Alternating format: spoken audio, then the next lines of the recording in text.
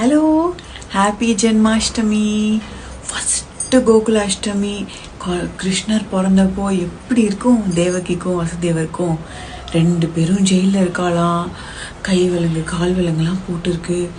திடீர்னு அப்படியே பளிச்சுன்னு ஒரு பெரிய ஒளி வருதான் ஜெயிலுக்குள்ளே. 8வது குழந்தை பிறக்கிறது. கிருஷ்ணர் பிறக்கிறார்.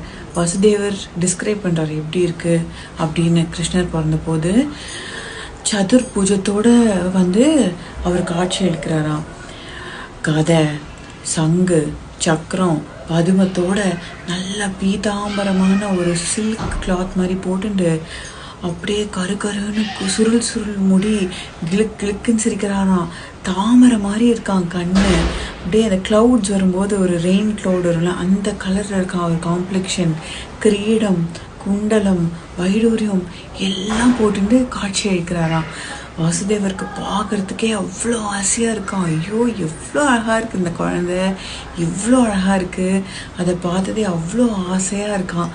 ஸோ பிறந்ததே இன்ஸ்ட்ரக்ஷன் கொடுக்குறாரா, என்னை கோகுலத்தில் கொண்டு விட்டுருங்க, அங்கே பிறந்திருக்க தேவியை இங்கே கூட்டின்னு வாங்க அப்படின்னு சொல்கிறாராம்.